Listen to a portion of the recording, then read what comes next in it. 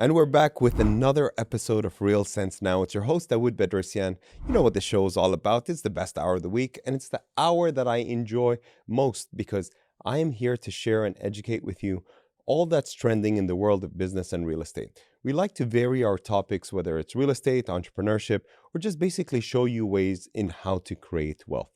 Here on Real Sense Now, we would like to share, more importantly, the cheat code to your success. And that is how investing in real estate has been a game changer for many people that have taken the plunge.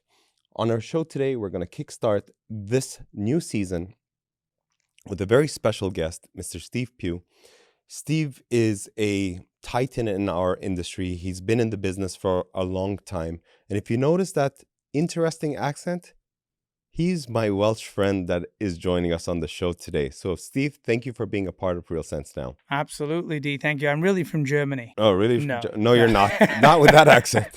You threw me off there. Thank you for having me, sir. No problem. So, Steve, before we start, tell us a little bit about yourself, what areas you serve, and what you're seeing in our Central Florida market. Areas I serve and what we're seeing in the Central Florida market. So first and foremost, as I said, I'm honored to be here. Thank you very much for the opportunity, right? Super pumped, and we don't know each other that well. We met in passing at an event. And you were gracious enough to invite me on the show, so thank you for that, and I appreciate it. It's only because everybody said you need to go talk to Steve and you need to have him on the show. So a lot of pressure is on, huh? Pressure is on, D. Okay. So a little bit of backstory, huh? I don't want to bore these people to death, but 27 years in the business. I was an independent broker owner for about 16 years. And so when did you start? When you were like one? Well, thank you, sir. What does that do? Love it. That changes the game. If you could actually see what we just saw just now, Steve took off his hat and he looked like the handsomer Mr. Clean. Yeah, Kojak. Kojak. Where's the lollipop? Exactly. So I did actually. You, baby. Yeah, I appreciate that. I feel the love already. Where's the exit? No. So Steve has left the building. Yes. So 19 years old, got into the business. Prior to that, I was pushing shopping carts at Sam's Club and worked at a video game arcade and, just some, I don't want to say menial jobs, but you know what I mean? Just some regular jobs. To get started. I think those are the best jobs to kind of create the discipline that you need to follow through on basic tasks. Absolutely. So I think everybody needs to do some kind of variation of that at some point in time. Absolutely. And humility too, at the end of the day, right? It teaches us to be humble and know where we've come from. So got into the business at 19 and opened my own brokerage at 23. Ran that for about 16 years. And I don't want to be too long-winded, Dee, but I kind of knew that for the first 21 years of my career, I basically repeated that year 21 times is what I did, right? I know what you mean. I would like for you to elaborate so that the audience can understand that pattern and what it looks like. Basically, growth mindset wasn't there. I was learning based, but not really that coachable. And I went out and I hustled and I did the business and I got the deals and I was doing probably anywhere between 15 to 25 deals a year, every year. But I wasn't teaching it like treating it like a business. You were chasing a deal. Exactly. I was chasing deals. I wasn't being intentional. I was in busyness, but not in business. I like that one. Yeah, you know what I mean? I tend to think that agents will get caught up in tornado activities, if you will. So basically, I didn't have a set schedule. And that really, when you're trying to build a business and you're being intentional with it, you need that set schedule and you need those disciplines in order to evoke growth, right?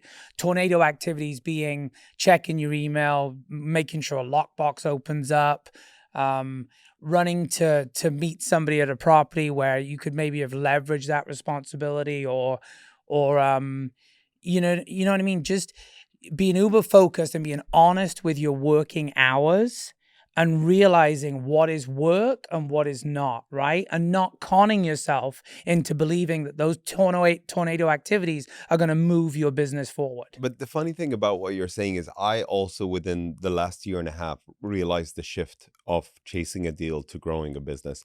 And it's a really different way of operating. And I think for a lot of the listeners, it doesn't This applies all across the board because you've heard the famous adage before, what you do here, you do everywhere. And as long as you shift your mindset, the opportunities, especially if you have a growth mindset, are endless. So I'm glad that our conversation has taken that kind of a detour. Very quickly. So yeah, exactly. And if you don't mind, let's touch on this on more of an entrepreneurial perspective.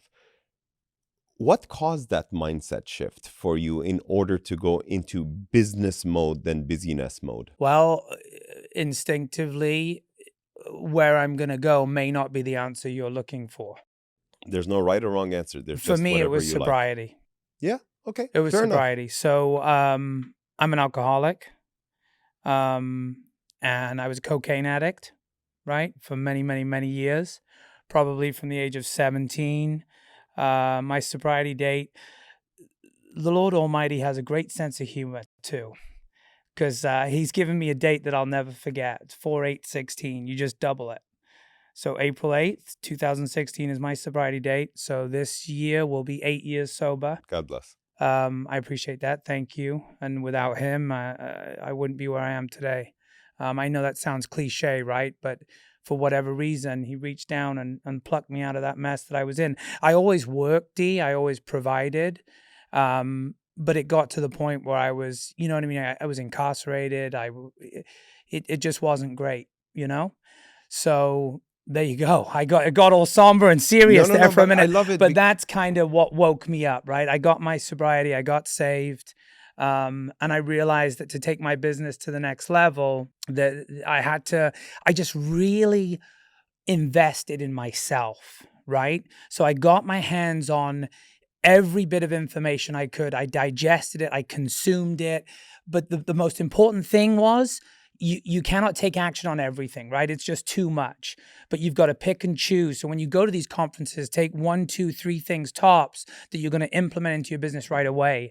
Don't be somebody that attends and learns and learns and learns and never puts anything to action. That's the biggest misnomer. That's the biggest thing people have to watch out for. You'll see some of these same people at these conferences, and nothing against them. They'll continue to show up and continue to be there, and they'll probably sell 7 homes a year. You know, you just got to be an action taker. You touched on a pivotal theme here. And the theme is getting out of your own way.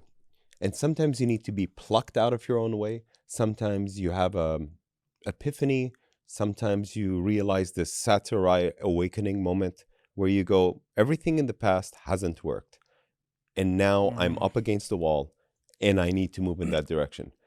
I have to be honest with you. I so appreciate your your honesty and your vulnerability, because I haven't had a guest that has come to tell me that was the pivotal moment in their life that changed the trajectory of their life, their business, their relationships, and so on and so forth. So my hat's off to you, and I really do wish you a lifetime of success as well too. But I really think that for a lot of the listeners out there, much of what stops us is just us. We are in our own way. When you change the meaning behind what you're looking for, and I believe if you have a greater why, the hows are always going to be shown to you. Our brain is, like we've heard many times, has the RAS, the reticular activating system. It's like the red car theory. You see a red car, and then what do you see? Red cars everywhere. But in the past, you may have, always loved this specific type of vehicle, and you saved up to go and purchase it. And you go, nobody has this car in this color. And then what do you know? They're everywhere. Everybody's got it. Exactly. Right. So, wherever attention goes, energy flows and results shows. And I really believe that. So thanks for sharing that with us. Let's talk about real estate. What's your overview on what the current market is in our Central Florida real estate market? The market is the market, D. There it is in a nutshell. And what are you seeing? Basically, we've been in the longest upward market that I can remember. I mean, this has started back in 2011, 12. We've been in an upward swing now for the last, my math's bad, 10 years, 12 years. you know what I mean? It's been unicorn, at least in the last 3 years. If you really want to see if your business is up or down, you need to look at how many homes you sold pre-COVID in 2019 and compare it to last year. Correct. Because those COVID years don't come into play, right? Those are unicorn years. So gauge your business off of 2019 and you'll be able to look and see if your business is up or down. I think it's just a normal market. And so many agents that have entered the business, I don't know the percentages in the last 5 years, but I know it's relatively high, haven't seen a normal quote unquote market. And have exited the market as well too. 70,000 last year, and it'll be more than that this year. Correct. Which makes a listener that is considering a career in real estate understand that don't be lured by the shiny object, which is, it's true. There is no ceiling. You could potentially earn an incredible income that could go into the millions and millions and millions of dollars if that's the case. Of course. But as high as the highs are high, the lows are really, really low if you don't know what you're doing and if you're not treating this or any other business like a business. Absolutely. And I think, for a lot of the people that when the market is great, move into the real estate industry on the whole, equally move out as quickly as possible when things change. Last year, we noticed that the interest rates started to rise and the business started to slow down because buyers were used to a 2% interest rate, 3% interest rate, whatever the case may be, 2.93, 3.5%. And when rates were hovering at around 7, 8, 9, even if you were a foreign national trying to purchase a property, it became prohibitive from a cash flow perspective to partake in some of these investments. But guess what happened? The Fed announced that they are likely to reduce the rate 3 more times this year. I also feel like we are entering a presidential year and we're definitely trying to boost our economy in every way possible to create a favorable environment and to change things around as well too. And I'm personally noticing that ever since that announcement, there's been more buyers that are actively out in the market looking for a home because now they can see the light at the end of the tunnel. And the light at the end of the tunnel is, if I purchase this property today at whatever the interest rate is, we're told that there's a likelihood that the interest rates are going to go down. If the interest rates go down, we can always refinance at a lower rate and therefore change the dynamic of how much our outlay is for our investment, primary residence, whatever the case may be. Right. Are you seeing the same trend as well too? We are. So it's all in how you articulate something, right? And it's getting people to see it from the right point of view. Change the way you look at things and the things you look at change. My right? favorite quote, by the way, Wayne Dyer. So we're getting to dialogue, you know what I mean? Considering that the average mortgage rate for the last 20 years has been between 5 to 6%, what interest rate would you feel comfortable at or comfortable purchasing at, right? It's setting those barometers so that they understood. I think it was people, they understand that purchasing at 5.5, 6.5 is acceptable. I think it was expectations. People expected 2 to 3%. Once that adjustment was made, and the expectations now are 6, 7, 7.5. I think that's why more people are starting to come back to the market, in addition to the reduction in rates.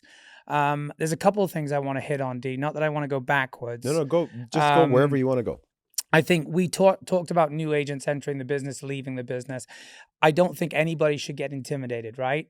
It's you are who you surround yourself with. As long as you are cautious with who you get into business with to begin with, and you learn the right principles and practices from the beginning, the success rate is going to be a lot higher, right? I think one of the biggest mistakes that I made, that I wasn't instructed, not that I want to shift blame to anybody else, I could have gone looking for the answers, but I didn't keep a database for the first 15 years. If I'd have kept that database for the first 15 years of my career, and brought value and consistency to it like I do now, then I'd never have to purchase another lead or do any type of lead generation ever again. So that's all I would stress to new people entering the business is I don't think they see the value or the weight of compiling or building that database. And if they just focus on that for 2 to 3 years, they themselves won't have to purchase another lead, right? As long as they communicate with that database with consistency and value. If they're not consistent, just bringing value, no one's going to remember who they are, right? If they're consistent and they're not bringing value, then they're just annoying. Absolutely. They're just asking for business, asking for business, asking for business. So you just got to make sure that you build those database plans out. We kind of went down that road. And I don't want to sound like I'm rambling, but yes, with respects to the rates, it's just conversations and it's changing the public's perceptions. He who waits will wait forever. It's always the right time to buy the right real estate. So, and the best time to buy the real estate now. is either now, and if it's not now, it was 1,000 years ago. Right, exactly. And on that note, I have to stop you right here because we have to go to break.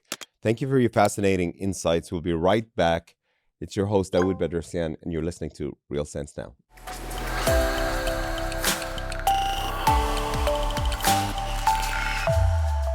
And we're back. It's your host, Dawood Bedrosian. Thank you for joining yet another Real Sense Now episode with us here on Florida Man Radio.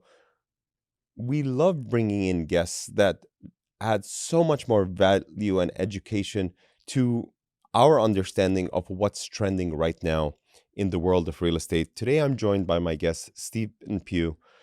Stephen, we're back and we're ready to delve into a new year, and I'm really excited to see what the future holds. As a seasoned expert, what real estate trends should people expect this year? Real estate trends, D. I think that obviously, you know what I mean?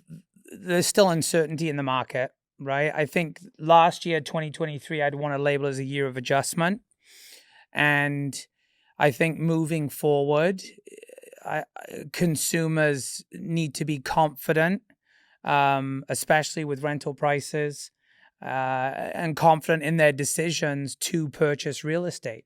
For every 10-year period that somebody has owned real estate, it is always appreciated. The only time it's been flat was between 2005 to 2015. So if someone's looking at home ownership for their and their family in order to build wealth, this is the way to do it. And all the statistics dictate that. I think the average wealth in terms of a renter versus a homeowner, I think the last stat I saw was on the rental side, average net worth was around 10 grand. On the homeowner side, it was like 320,000. So don't quote me; those aren't exact numbers, but definitely the disparity between the two is there, and it's prominent. So with respects to this year, I think sales activity is going to pick up in the spring. I think year over year, we're going to end up a normal rate of appreciation somewhere between 3 to 4%. We aren't going to break any records. Although Zillow does predict that in our market, we should see an appreciation of approximately 6.7%, just to let you know. Okay. But I love your conservative view because even at 3 to 5% or 4% or whatever the case may be, it's still appreciating. It's not depreciating. Absolutely. And I'm going to be bold. I'm boots on the ground. Forget Zillow, people. Yeah. Okay. So I think we're going to end up 3 to 4% up appreciation. An average market is 3 to 5. So I think that's where we're going to be year over year. There's no crash. There's no downturn. The demand is there, and the market's going to continue. Let's take a bird's eye view. Mm-hmm. Let's look at some of the economic trends that have affected or impacted our market, both locally, nationally, and more importantly, if we zoom out internationally as well too. Mm-hmm. Orlando is a really unique market. It offers first home buyers and investors something almost every other market in Florida doesn't, which is there's a lot of economic drivers that make people want to come to the Orlando area. It's a growing city. They're anticipating by the year 2030 that I think we're supposed to be up to about 5.6 million people in the Central Florida area. Wow. I think we're hovering at around 2.3 right now, something like that. Wow. So I don't know if we're going to get there that fast, but we're definitely seeing the city growing. We obviously feel the traffic congestion whenever we're on our busy highways as well too. But Orlando is a very special place because of the attractions that we have to offer. If you have a child, you will always come to Orlando at some point in time. I always make a joke that if you have children and you don't bring them to one of our theme parks, they're going to be traumatized and scarred for life. So you need to do your parental duty and bring them down here. They'll make you at the end of the day, right? Exactly. But our market is also a lot more affordable than a lot of the southeast or southwestern markets. And there's a lot of appreciation here. And what's, I think, the cherry on top is that our pricing, even though it's increasing, is still very affordable. I think the median home price is what, around 420 or something or the other, which is still approachable. When you look at rental rates have increased in the Central Florida area by over 30% over the last couple of years. And I ask people all the time whether people ask me all the time whether now is a good time to buy. And you raised a very interesting point between ownership and renting. And a lot of people would say you're biased because you're a real estate agent. That's how you make money. And but the reality of the situation is I helped a friend rent a 3-bedroom unit, and they're paying close to $4,000 for this place. A 3-bedroom unit, not a 6-bedroom house or anything like that. And if you look at that rental payment on a monthly basis and you consider what you can get in terms of a mortgage, even at a reasonable rate, whether it's in the high 6s or low 7s or whatever, we know that the rates are going to decrease. It's just a matter of time. Question is, why do you continue to rent? Right? And once you start to see the shifts in the pattern and you understand that over 60% of the population in Orlando rents, not owns, and the reason for that is because it's a transitional city. There's people coming in for a couple of years for work and leaving. They're going elsewhere, they're transferring their jobs, whatever the case may be. So you have a high percentage of the population that rents. We're also a very hospitality-driven town where, a lot of people make a fair amount of money in maybe tip money, but they may not have down payment, or they may not qualify for, some of the homes here. So that is a double-edged sword. It's the gift and the curse. On the one hand, it's the gift because as an investor, you know that there's always a renter in this market because the vacancy rates in Orlando are quite low. Yet at the same time, from a renter's perspective, it should wake you up to the fact of saying, this is how much I'm paying to pay somebody else's mortgage. I should really be considering ownership at this point in time. So speak to us about those who are considering their first property purchase. What advice would you offer that segment of the population? As first-time home buyers, right? I mean, at the end of the day, the numbers don't lie. And as real estate professionals, obviously you talked about me sounding biased because I'm in the business, but we have to be educators and salespeople. A lot of people, will listen to Fox News or CNN and all these social outlets or social media outlets. We have to be the voice of reason as trusted professionals within the industry, not Fox News, not CNN. And that's what we need to remind ourselves of. With respects to first-time home buyers, unequivocally, it's an integral part of building wealth, number one. And number two, the sooner, in my opinion, you do it, the better, regardless of where you think the market's heading, or if you think you're going to time the market, you're a fool, right? Absolutely. Exactly. It's not going to happen. I can draw on a piece of paper and do an arch, and I can ask you, tell me when to stop when we're at the top of the market, and you're never going to tell me to stop at the right time. I'll already be on my way back down by the time you say stop. So, we need to handhold, especially with first-time home buyers, educate and inform, obviously with the understanding that we're not looking at it as a commission for us versus helping them and their families build wealth. But I think that's the shift in terms of working with a professional. They understand the market. They can understand the needs of the buyer. Sometimes even the needs of a buyer that don't understand what their needs really are. Of course. Because they're not guided by it. And many times what happens is paralysis by analysis. And the reason why that happens is simply because you don't have enough information. Think about going to make a purchase, whatever it may be. an electronic device, a vehicle, a home. You like it, it looks really cool. You'd like to come and visit it, check it out, see how it works, see how it feels like to be in the space. And then you just don't take action. But you keep going back to it. You still have an interest about it, but you just still keep not taking any action. And the reason for that is quite simple. You don't have enough information in order to execute that decision.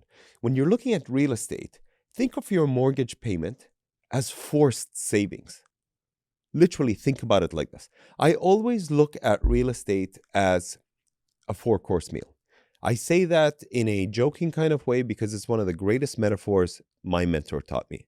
He goes, if you're looking at real estate from an investment perspective, we're not talking about living in the home now, so we're just shifting over. You go to a beautiful restaurant and you want to start off with an appetizer. The appetizer is cash flow. If you're enjoying the meal and the first course, you definitely want to move on to the second course, the main course.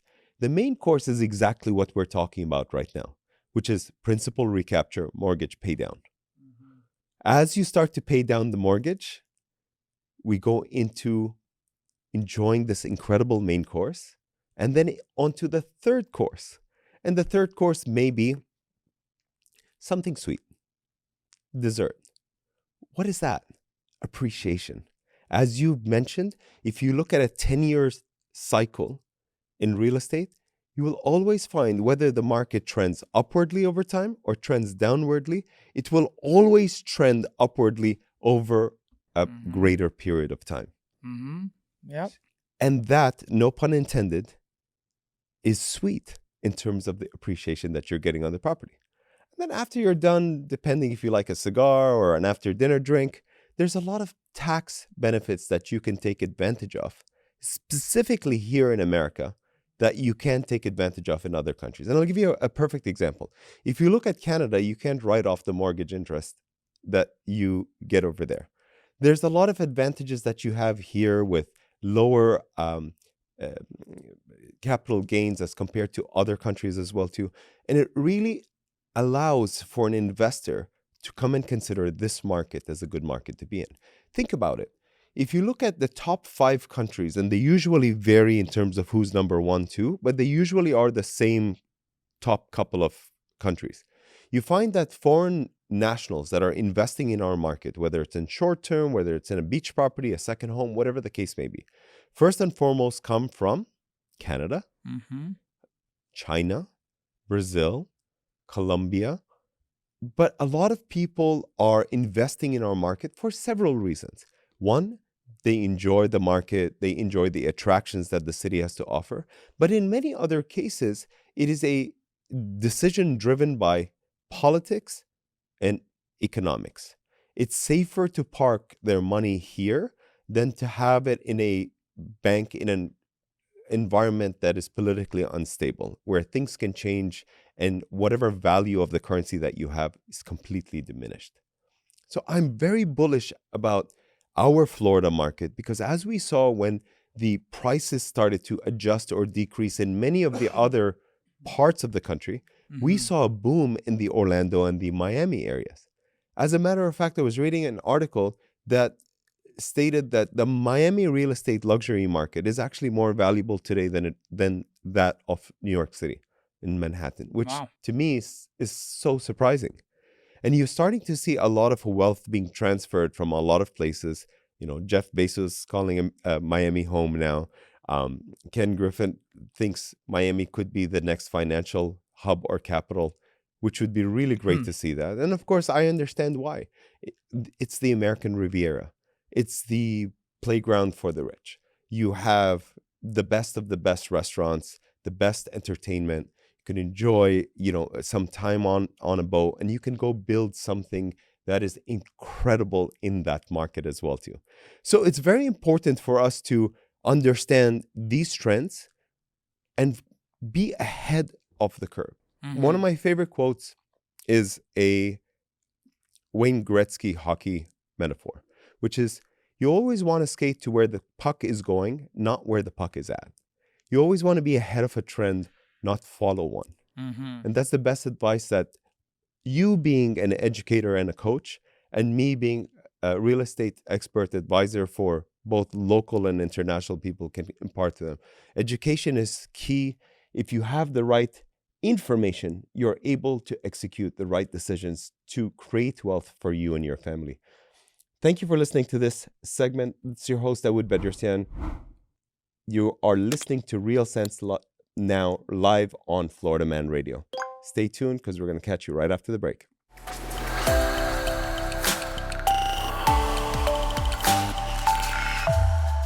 It's your host, Dawood Bedrosian, and we're back with another segment of Real Sense Now. I'm joined by my friend and guest, Steve Pugh. We don't really know each other that well. We met We're each getting other. there, dude. We're getting there. We're getting and we've there. had a great hour together, by the way. I'm really enjoying your insights. Thank you for being a guest on my show for starters.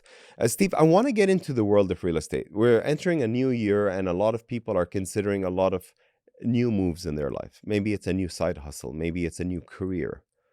I want to talk about the real estate industry and why getting into real estate, becoming a realtor, becoming an investor in the real estate space is such a great opportunity for those who are considering a new path in life. Why real estate? Is that the question? Why real estate? Why get not into is it? the question. Yeah, why not is D? the question.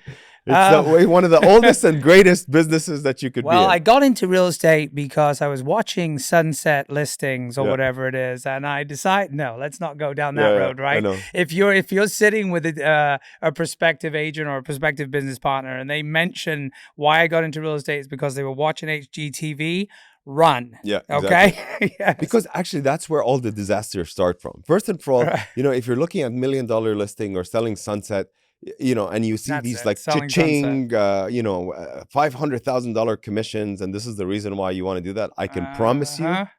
that doesn't happen in this market at least. And you better be operating at a much higher level and interacting with a much different or upper echelon of upper society in order to be able to reap the rewards of those kind of transactions. Uh-huh. So let's go back to the basics.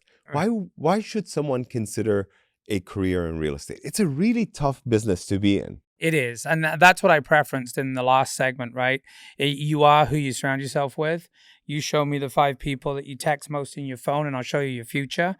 It's paramount that you get in with the right people, because I think there's a big misconception in this business.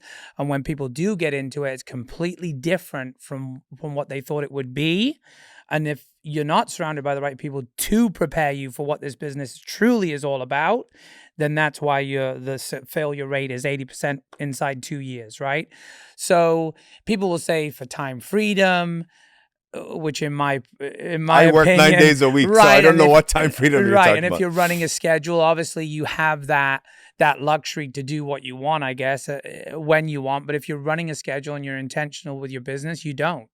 So for me, it's just the ability to make an impact, help as many families as possible. A lot of people over the years that never thought that home ownership was a reality. I know that sounds cliche, but that's been a big driver and proponent of why I got into the business.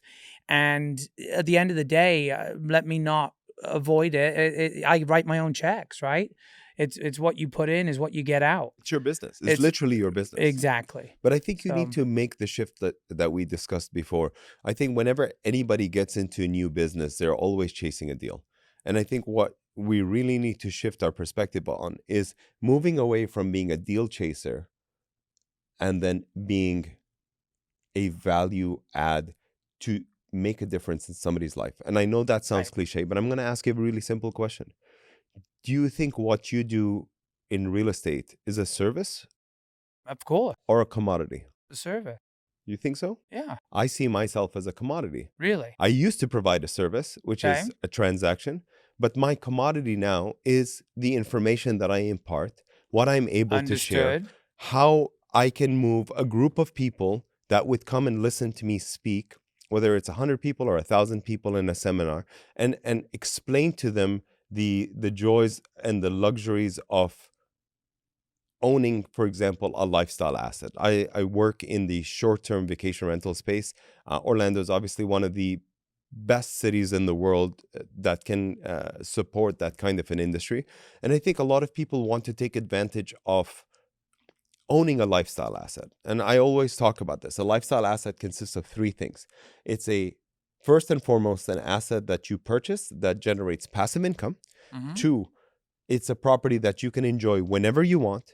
And three, we need to make sure you're not starting a new business, meaning you're not actively working in it. We're looking for passive income here.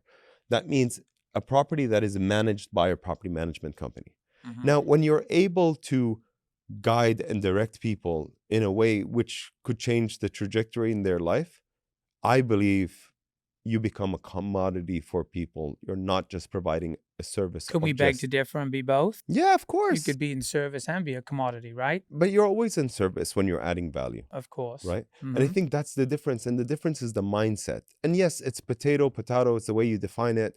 It's how you say it. It doesn't really matter. I think it's when you're coming from that place of service, Mm-hmm. everything changes. You're not smelling commission breath on your Of your thing. course. You're not trying to sell somebody on a property or a lifestyle or a new car or whatever it is. You're trying to identify what the needs are and trying to meet it as quickly as possible. That's it. The moment a commission check becomes more important than the client is the moment you've lost, my friend. Exactly. And That's I see it. that hat of yours, and I know that we are both part of the same brand, which We is are? EXP. I'm an EXPer, you know that. And we were all part of a different brand. And let's not mention any names, but maybe identify them as colors, whether it's the blue one, the red one, the yellow one, it doesn't matter. Mm-hmm. What attracted you to this EXP platform, and how has it really fostered that key thing that we all want that seems Understood. to be hard to achieve, which is passive income? Okay, so backstory. EXP is not for everybody, right? I think there's a big misnomer in the industry. Oh, they just want us to join EXP so they profit and make money. Not in the least, right? There's only certain people I want to be in business with, and I don't want to be in business with everybody. Correct.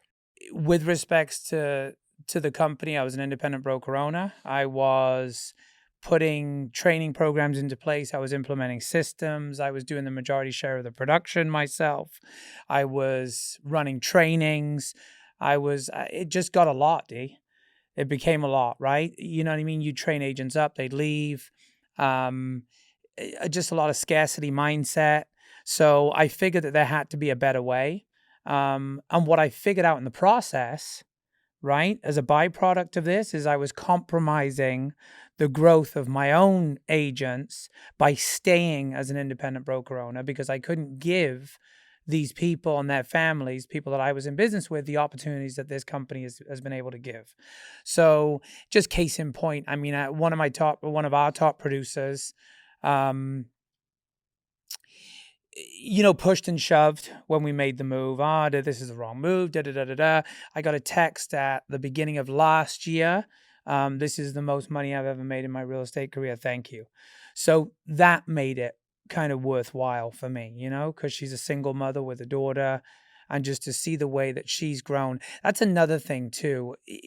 And I'll digress in a moment, but just being a part of this incredible, I said it, I'm going to sound cheesy, but this incredible company has opened my eyes to personal growth, more so than if I'd stayed an independent broker owner, or I truly believe went and worked at another company. So I agree with you, because when I worked at the other brand, we were just basically running around trying to chase a deal. Yeah. And the biggest change for me here was our morning calls. Mm-hmm. At 8 o'clock in the morning, if you choose to, you can get on a call, and there's 60 to 100 like-minded individuals that are basically sharing their knowledge and the wealth of knowledge that they have in whatever area, whether it's doing an open house, whether it's guiding you through the process, whether it's having that growth mindset to be able to achieve things. And I say this all the time. Some people have to believe it and then see it, and some people like myself have to see it to believe it. Mm-hmm. And what I noticed was what was really possible, and I don't want to toot my own horn. I was at a Christmas party, and one of the guys was complimenting me on my performance or my success, and I had no idea what they were talking about. I really thought they were taking a couple of jabs, and they kept introducing me to other people and saying, hey, listen, talk to this guy. He's one of the top producers in our company. And I couldn't figure out what he was on about. Well, apparently I had made the top 3 in Florida for sales or whatever the case may be. Congratulations, Thank eh? you. And I didn't know about it. That was the best part of the surprise, right? So being the 3rd top producer in Florida was such an honor, but it would have never happened if I didn't have the education and the support on a daily basis to see, you know what, there's other people that are out there doing 5 to 10 transactions, 15 transactions a month, helping so many families change their lives, or helping many investors getting into expanding their portfolios in different markets. Real estate is not only about buying a residential home for someone. It could be opening a restaurant. It could be a commercial space. So if you have an interest in the space, there's so many different niches that you can jump into and participate in order for you to find your true passion and excel in this career as well too. Mm-hmm. I want you to talk to me about what sets eXp Realty apart from the others in terms of its offerings for agents. There's nothing else that compares, in my professional opinion, right? And I've been around the business nearly 3 centuries and 3 decades, rather, right? 3 centuries. Gosh, that would make me old. I definitely should lose my hair after 3 centuries. But there's nothing else that compares, not in terms of passive income and revenue share, the stock options, and the fact that we are all agent owners, right? So we have ownership interest in the company. I mean, I have, and we don't like to disclose numbers, and it's not the end all be all, and it's not why everybody should join the company, right? But I have a 6-figure stock account after 3 years that I wouldn't have if I was an independent broker owner. I agree with you. So the biggest thing for me has been the exposure to growth and the exposure to the people I work alongside and the opportunities that's been given to them, Steve, if someone wants to get a hold of you, what's the best way to reach you and your team? Yeah, absolutely. By all means. Direct line 407-873-0057. And then email spugh, which is Pugh, at homeprideflorida.com. If I could be a resource, support anybody out there new or existing that's in the business, that's maybe struggling, reach out and I'll definitely see if I can help. And if you want to ask me a real estate question or you have any interesting topics that you would like me to cover, always reach out to me on any one of my social media platforms. That's LinkedIn, Facebook, and Instagram by just typing in my name, Dawood Bedrosian. That's DAWOOD BEDROSIAN, and I'll be more than happy to help in any way that I can. Thank you for listening to Real Sense Now. Remember, whether the market trends upwards or trends downwards, you always make money in real estate, which appreciates over time. Thank you, and we'll catch you on our next episode right here on Real Sense Now.